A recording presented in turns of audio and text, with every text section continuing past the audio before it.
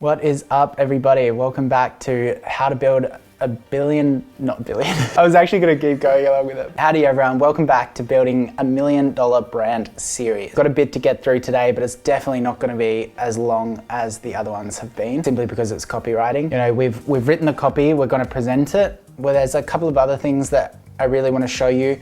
Our Upwork designer has come back and given us the design based on our brief that we kind of presented last time. So it is much better than my design. It's also in the proper die lines that the supplier has provided. I'm going to show you those supplier conversations because a couple of people have said, oh, you've missed this step, you've missed this step. I apologize about that. We're definitely going to go back and try to fill in all of the gaps. The other thing that we do want to announce is that we've actually found another product that is looking really, really good. So we're actually going to do that simultaneously. And just secretly kind of launch it and then present that in maybe a month or two, all in one episode. So plenty of education coming up, but you know, I'm still going to show you the step-by-step of the lemon scrub. For those that are new here, I'm Davie. I've launched 10 direct-to-consumer e-commerce brands.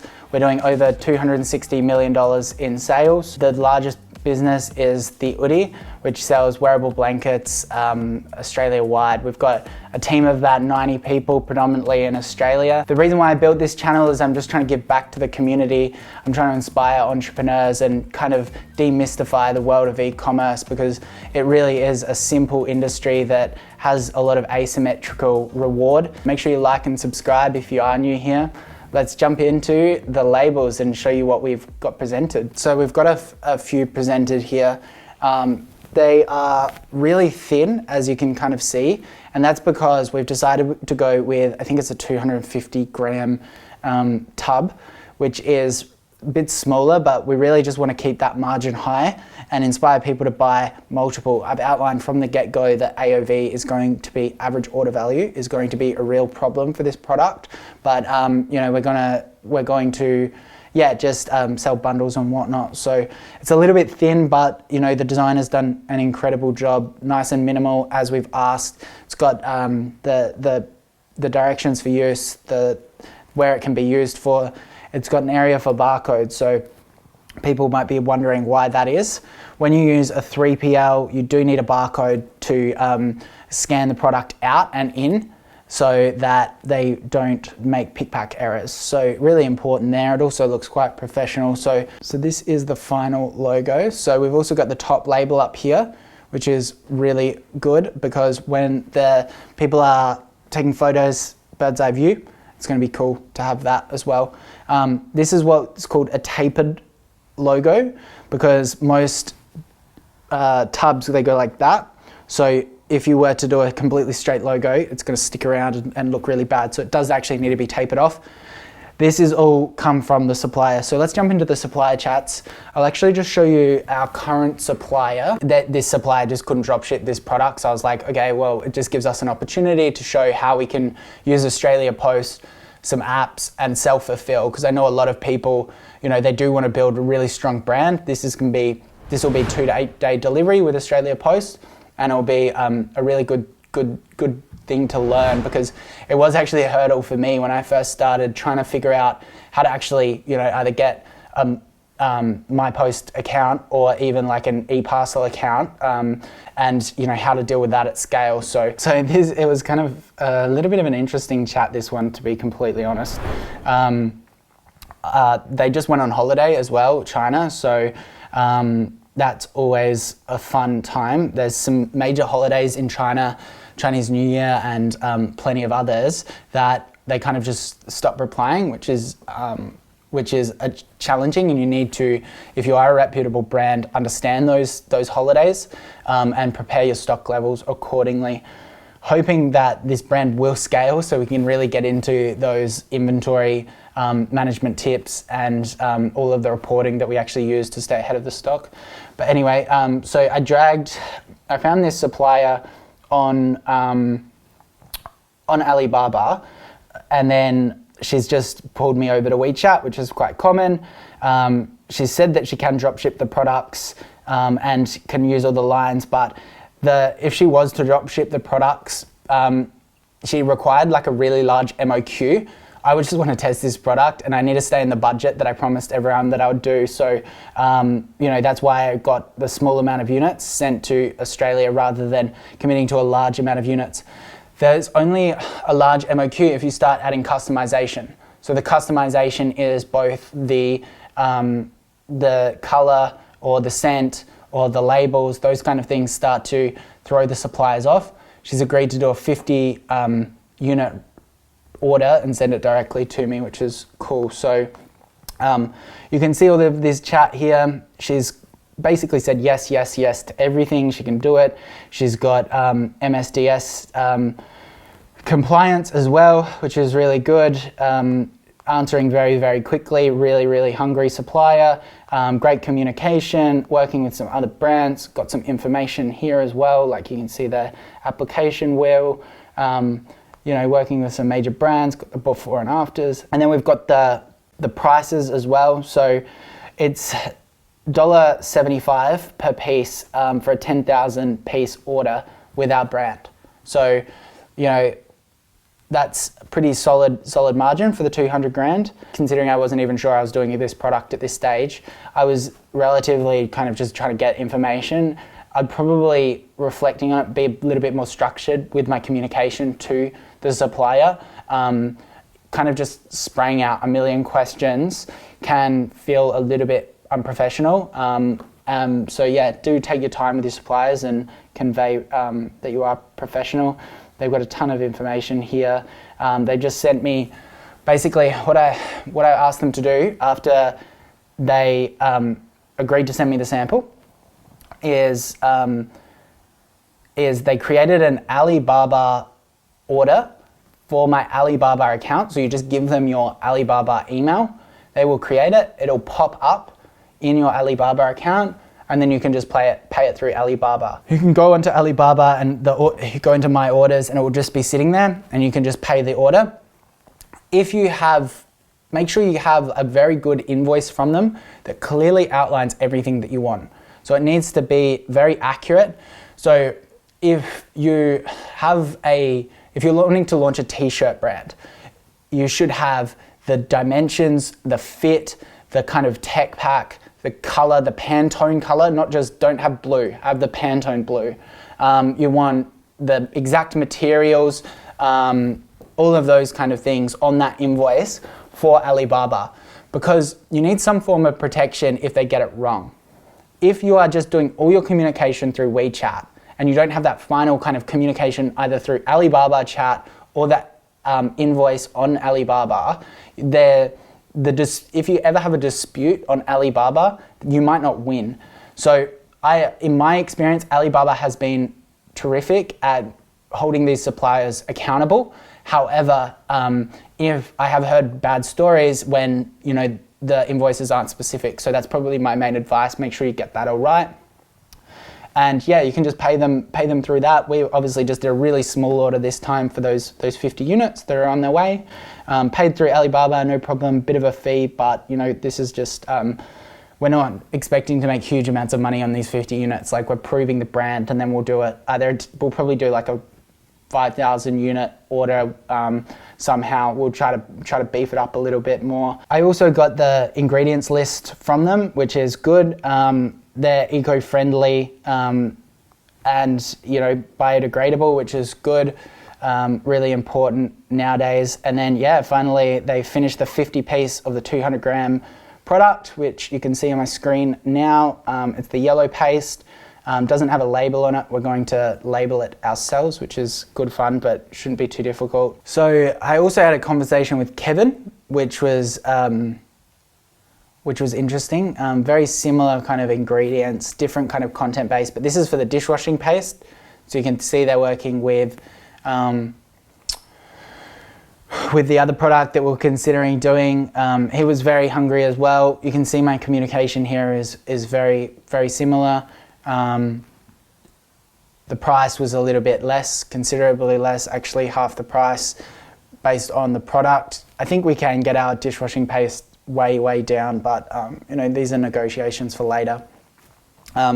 If you're trying to make lots of profit and you need that profit to reinvest in the future and you have lots of time to do it, I suggest, really driving these suppliers down and trying to get the best price for you. But obviously we're just kind of rushing this, proving that we can sell it, and then we'll scale up from there and do all those hard yards. So yeah, this is the other thing that I actually wanted to show you. So these are the die lines.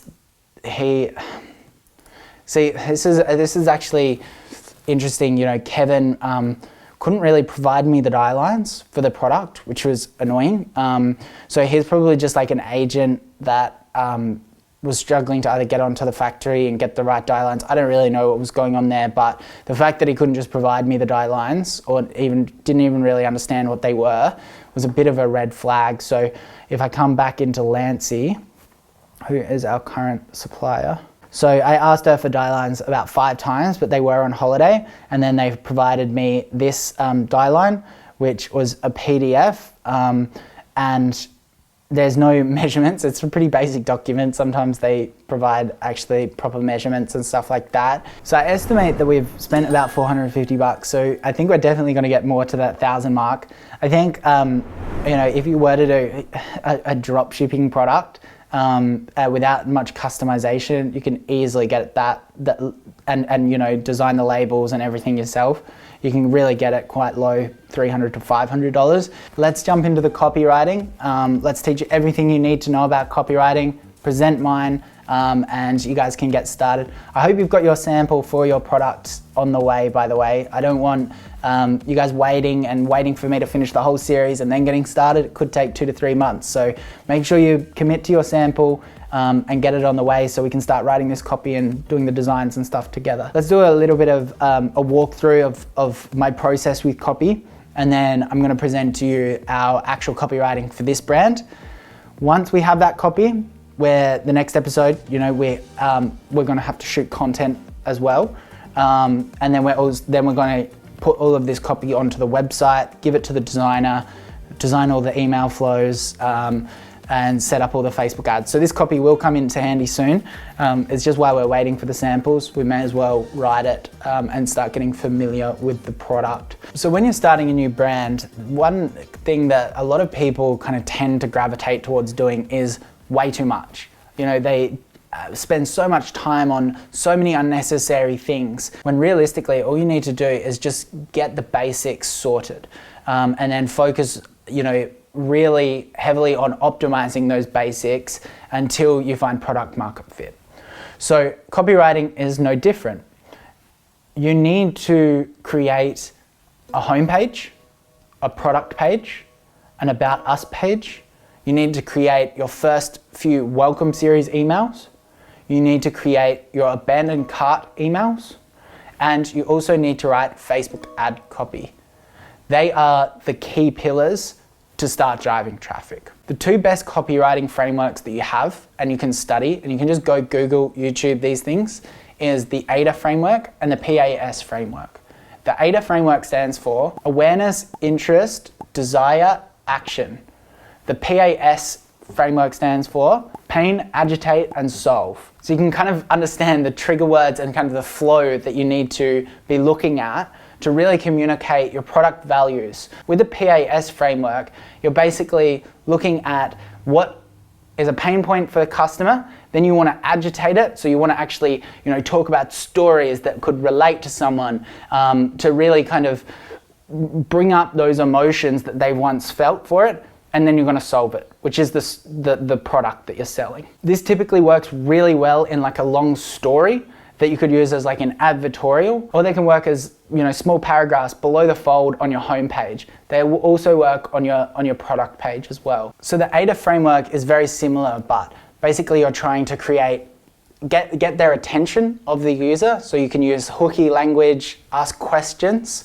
Then you need to gauge their interest. So even if you write the best first hook on that first sentence and you can't capture their interest after that with some substance or really clever writing, then they're just going to stop reading. So you need to be able to capture their interest. Then you need to create the desire within them around the product or the brand, and kind of linking that towards the the general pain point of the customer, and then you need to make sure that they take an action. So this is, commonly called call to actions, shop now, make sure that they add to cart or something like that. One of the common mistakes that I see brands make is, they hire a copywriter or a consultant to write their copy, and they don't understand that what they're actually looking for and what their end goal of that copy is to create sales.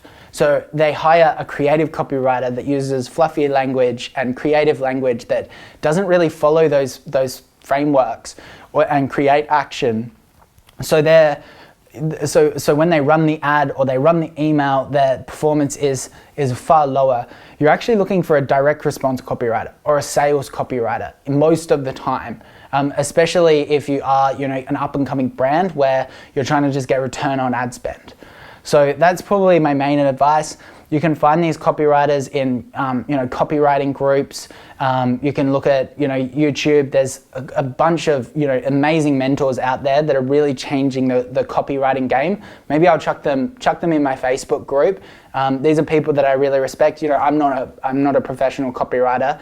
I try to avoid it at all costs. But these people are game changers, and I highly recommend you go check them out as well. So this is the copy that we're thinking. Me and the team, we were kind of comparing it to PubNabs and the design. When you work with a good consultant, what they'll do is they will generally write copy considering the design, because they understand how that copy then flows onto the page.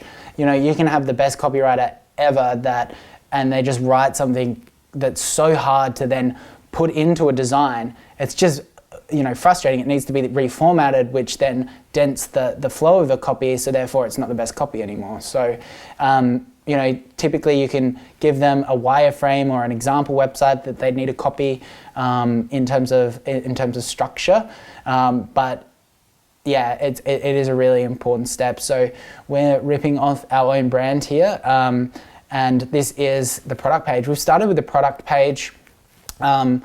Typically love to kind of talk about the benefits of a product before the features.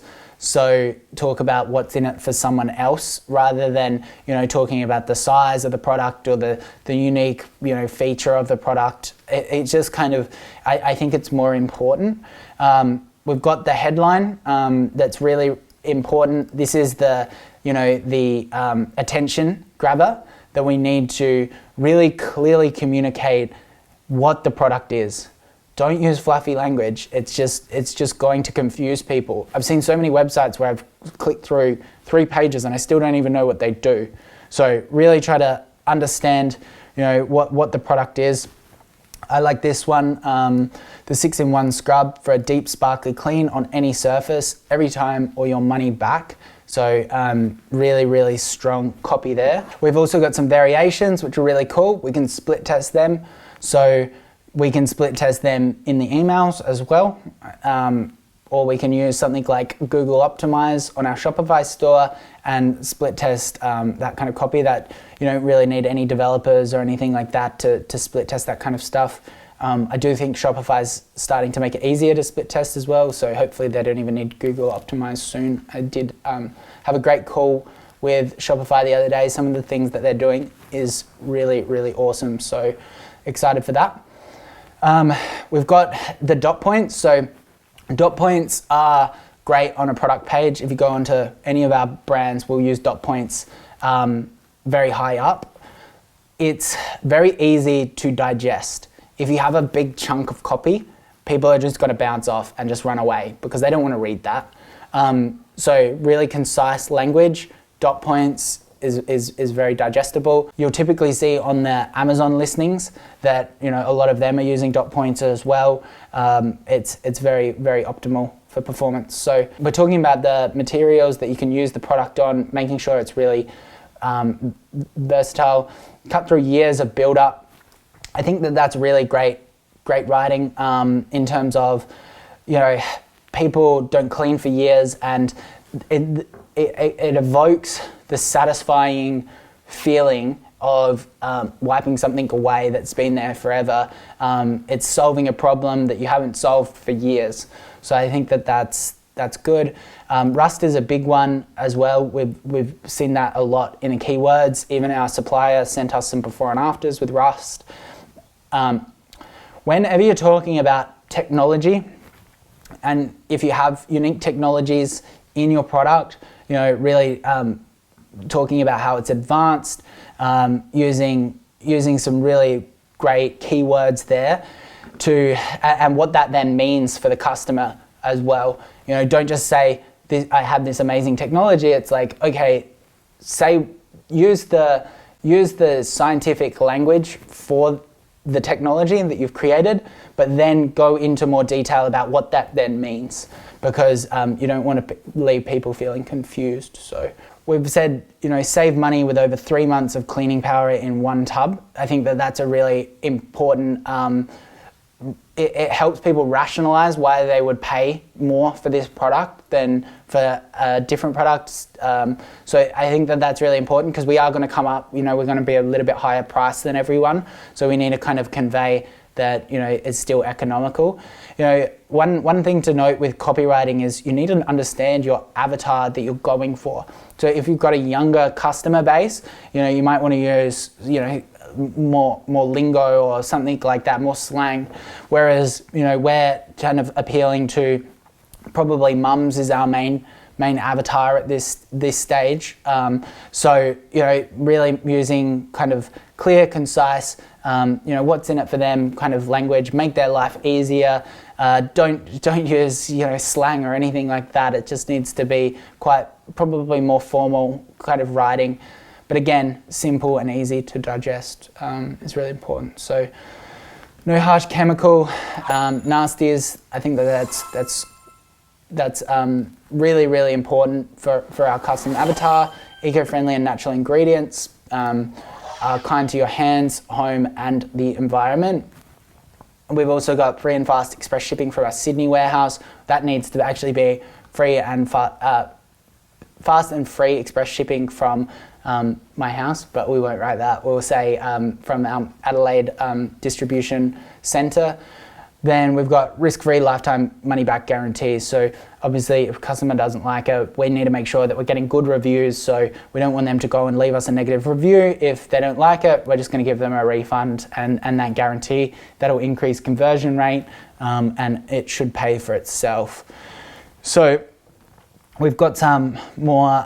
We've got some other sections down here for our product page where we can use some icons, or we can use some product imagery in the bubbles like this to communicate further features and benefits. So really talking about how we're just making the customer's life easier. Tricky cleaning jobs made easy without harsh chemicals. One thing that I often struggle with copy is it often feels like you're repeating yourself.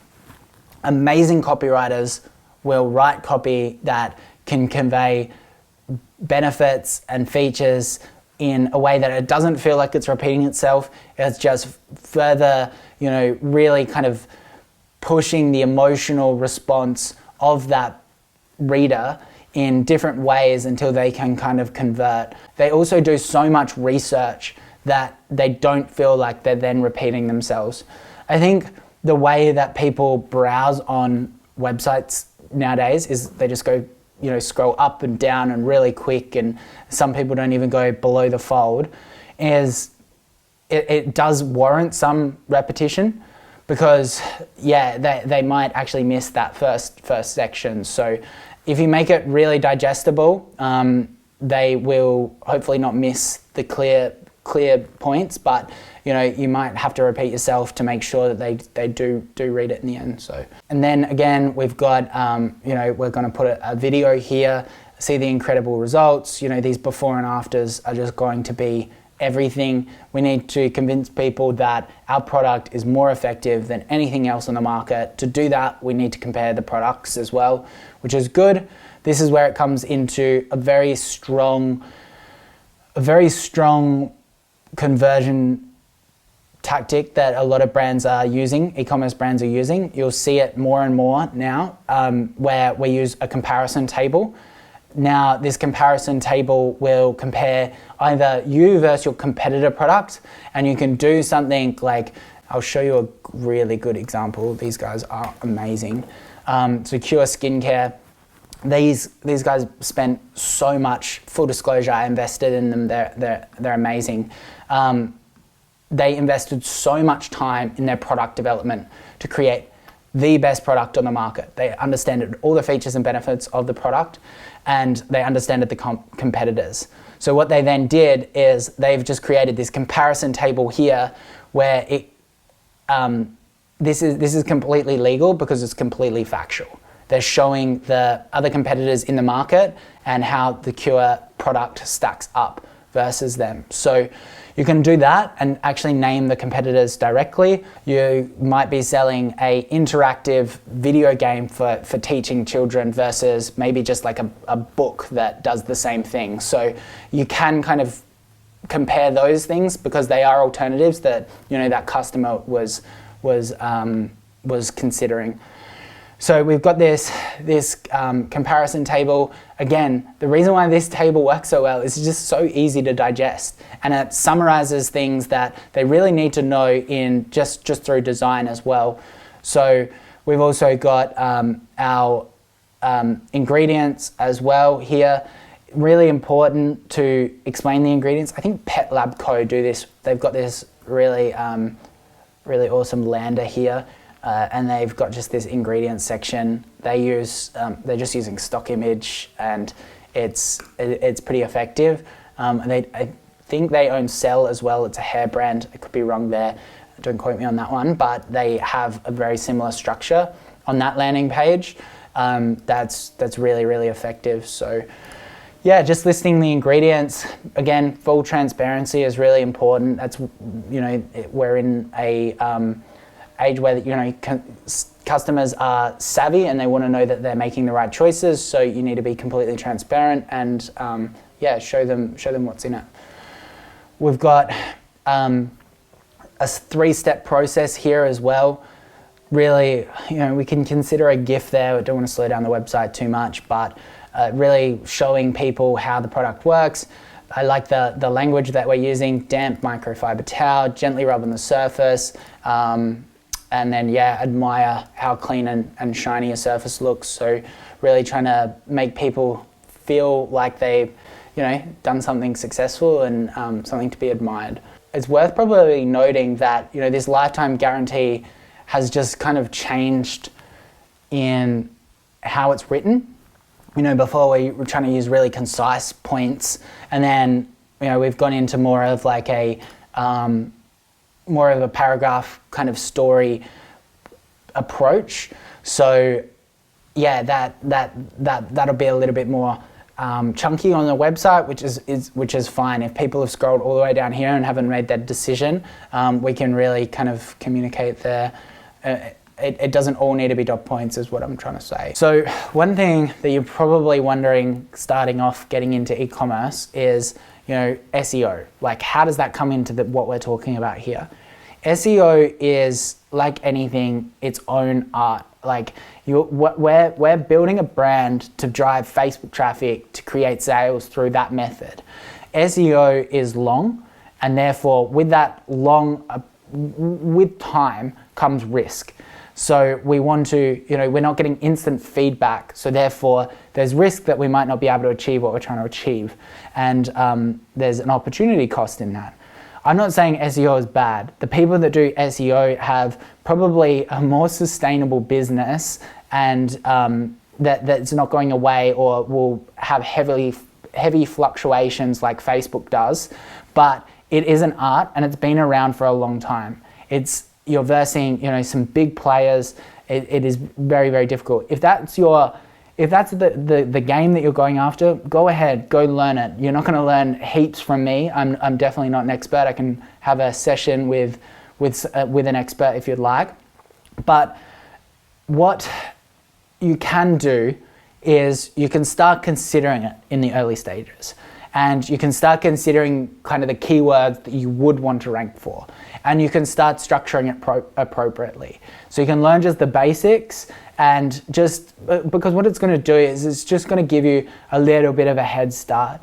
And then once you have product market fit, I strongly recommend getting an SEO expert, either internally or a consultant, to start working on things. You'll see a dramatic decrease in your customer acquisition cost, and you'll get some really solid scale holding that #1 spot for the keywords, depending on your product, of course. So basically what I'm trying to say is, don't stress too much about SEO in these early stages. You're not going to rank #1 with a new domain very quickly. So, focus on conversion and just a couple of keywords in there, and start getting product market fit. Then we've got the homepage. Again, there'll be a little bit of repetition here. Both of these headlines are pretty similar, but it's referencing, we've got half the time or half the effort, elbow grease. So I would probably gravitate towards the half the time. We've also got Australia's best dirt, grime and stain cleaner for a deep, sparkly clean in seconds. You can see on our PubNaps ones, we love saying, we're the favorite. Typically that's because we're market leader in that region, and we can legally say that because we have the most sold of that product. There are some other ways you can say that. You can be the top reviewed brand for that product on a certain platform. So that's another good thing to consider. Where we can't say this yet, Australia's best dirt, grime and stain cleaner, but we'll definitely consider it in the future because we don't have any customers yet. So this is why I'm definitely leaning towards that headline too. When looking at, just coming back up to this design, we've got the headline, and then we're going to have this subheader. So this is above the fold, which is outlined here. We want to make sure that above the fold, the customer knows exactly what they're getting. There shouldn't be any confusion after they've clicked there. We've got a clear image, what the product is, and explaining exactly what it does. Lemon Scrub is tough enough to erase years of grime and stains, yet gentle enough for virtually any surface. Get a deeper clean and brighter shine on your tiles, shower, glass, stovetops, ovens, pots and pans and more without the hard work. We're selling the dream of a cleaning product. We've got the Shop Now button, which is good. Now we're below the fold. I really, really like this. I use this a bit in my Oodie marketing. The average person spends 12,896 hours of their life cleaning. So, we look at it as how much time do people actually spend in their loungewear clothing for the Oodie.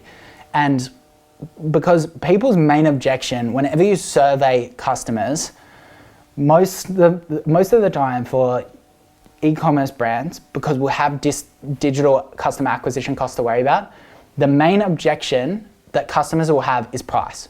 It's almost across every single brand. And that's fine because people have an emotional connection to their money, and that makes sense. The way that you get over that objection is communicating the value of the product, which is what we're doing here.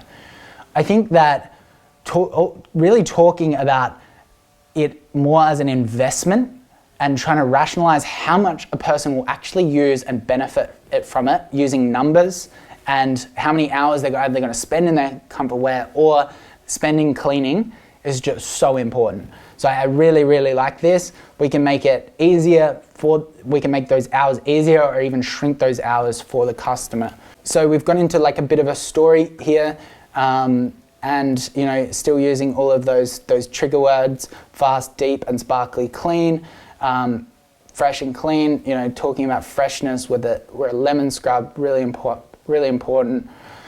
We've got save money as well, which is really trying to communicate that we are worth that money. We've got deep, clean, restore and shine virtually anywhere, talking about all of those areas that we can clean. We're going to have some nice imagery of those products to really back up this copy. Very similar to a video with out of place audio. You want your your website imagery to match your copy as well. It shouldn't feel disjointed. It should back it up. You can use icons. They're really easy to back that up as well. You can just download some free icons. Probably one of the main differences in the homepage than our product page is we're actually talking about my origins as well. I grew up in a house where the term cleanliness is next to godliness was taken a little too literally. So done a bit of research into the quotes that can be around cleanliness, and just trying to give a little bit of personality to the brand as well. We can convey that more in our About Us page, of course. So we've got the origins. One of the best examples of origins is Bachans. Bachans? I always get it wrong. This is just so wholesome. It makes me want to buy the sauce. So we've got it means granny in Japanese, and this is his granny.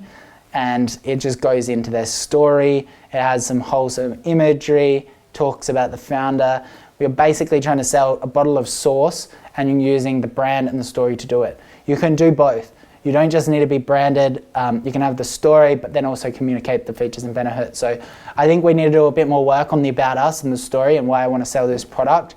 I do have some cleanliness stories that maybe we can plug in there as well. So the best brands out there are really authentic. They are true to the self. One thing that gets lost is the magic in drop shipping, where people are just trying to find a way to arbitrage Facebook traffic. I love the Oodie. I literally live and breathe the product itself and the way that we're developing new loungewear and sleepwear and stuff. It's just so exciting, and I've always kind of wanted a clothing brand along those lines. So maybe it's part of this example that I'm trying to create a brand to show you how to do this. But I think it is good to note that while you can find success doing what I'm doing now and finding a way to spend money on Facebook and sell a product and grow a business, the biggest ones are the ones where they have a true story and they really do believe in the vision of it. That doesn't mean that if you have a business idea and you see an opportunity in a market, you shouldn't just be like, okay, there's no way that I can actually get authentic about this. You can actually partner with people that truly believe in this and can really educate and bring you along the journey. So one idea is partnering with an influencer that is big in that space. You could go to them and give them a small equity stake in the business to promote it. You can just find an authority on the topic. So let's say that you're selling a medical device, you need to get a doctor on board for that. It's really good, because then what you can do is you can write a really authentic About Us and our story.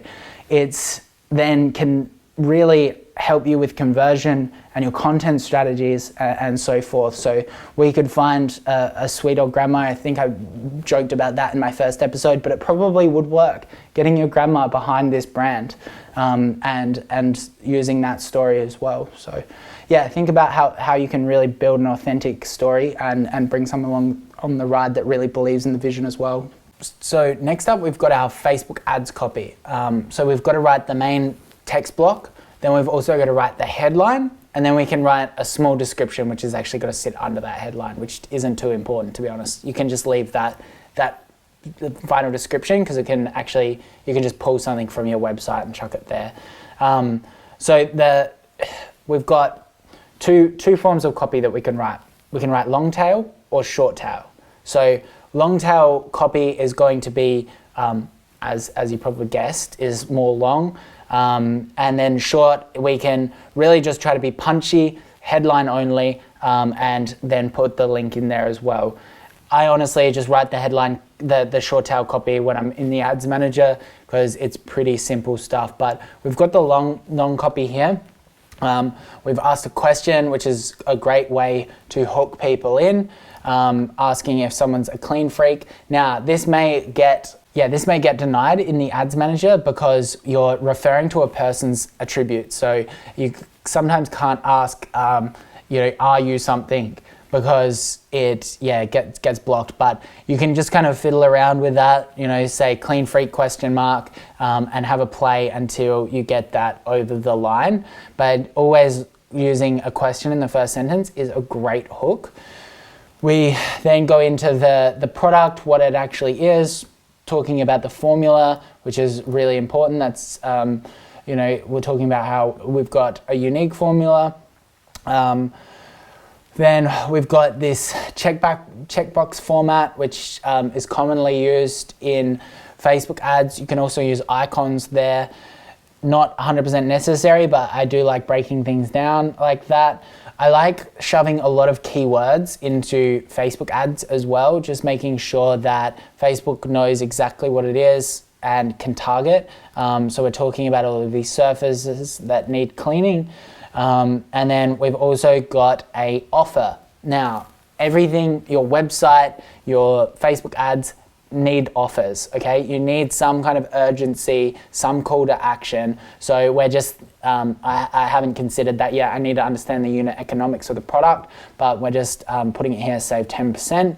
And then we've got the ad title, clean more, save more, and then the ad description, which is, again, pretty not very visible. So we've got another variation of that copy here. Again, similar kind of structure, long, different kind of hook at the start as well. So, and I do like this ad title replaces 6+ cleaning products and saves time. So, yeah, these are let's have a look at some other cleaning brands that are doing similar copy and make sure that we are on the right track. So formerly EcoWorks is a great brand. They're referring to the Aussie aspect, which is pretty smart actually. I don't mind that.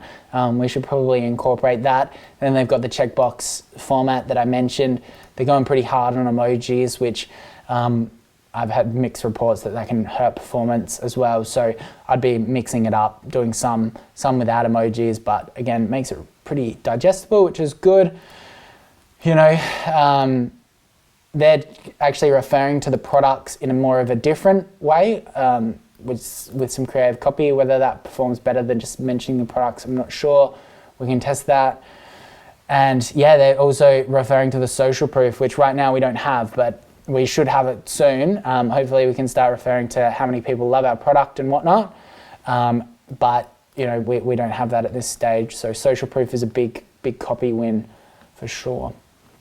They're talking about the risk-free trial. So, some pretty inline copy that we're looking at. I'd probably beef out our Facebook ads and do 3 to 5 Facebook ads, just so that we have plenty to test when we get started. But I can do that in my own time. Hopefully that gives you kind of the idea that we're looking at. I think this EcoWorks example is a great example of the PASS framework. So they've mentioned the pain, which is, do you have more cleaning products in your cupboard than there are things to clean? So have you ever felt like that way? Because if you are, that's a pain. And then they've agitated it through mentioning all of the products that you need to clean to really trigger you, and then the solution. Literally, they're just saying, try Co's all-in-one cleaning system, risk-free with our 30-day money-back guarantee. That is PAS. Really simple way of approaching things. So our final piece of copy that we're going to go over today and talk about is our email. So we've actually just written our abandoned cart emails here. So subject line, did you forget something? The subject line is to increase the click-through rate when it pops up in their inbox. So asking a question, again, really helps create a response. And then, this is pretty just simple copywriting.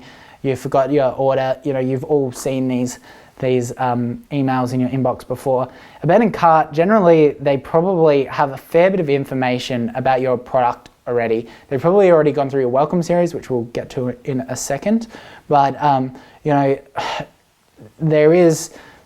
we do get great results with just a really simple add to cart. You've missed this.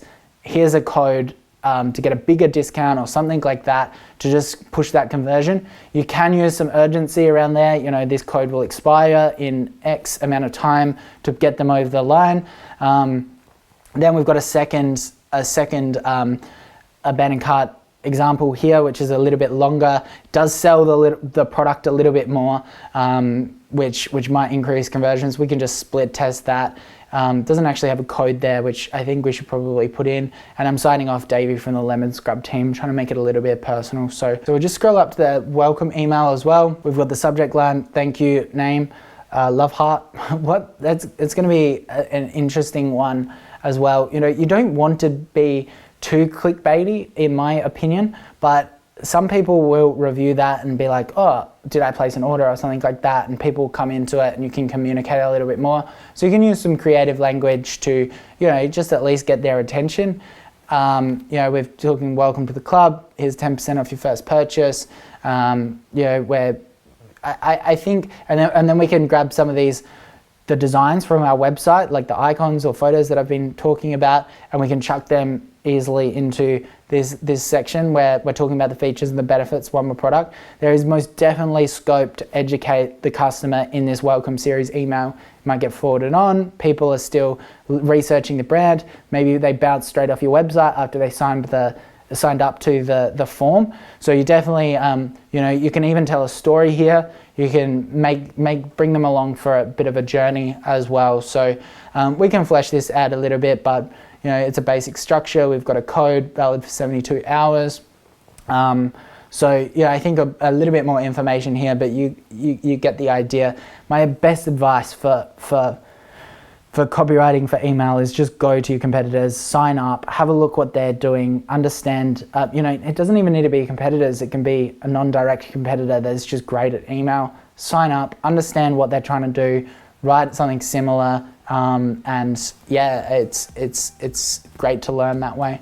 So one common trait about email marketing and Facebook marketing is the ease of split testing the copy. This is a great format for you to start understanding what pain points work better for your customer and that you can communicate, or what features are better for your product. So, you know, unlike our website, which we need to, you know, install some software and, you know, run a bit more of a rigorous test, you know, in Klaviyo and in Facebook's Ads Manager, it's really easy to do A/B tests on your copy. So don't be lazy and get some great insights there. So I guess my main piece of advice that I really want to get across is, you know, copywriting is so psychological and it is an art form. The best copywriters in this game get paid a lot of money.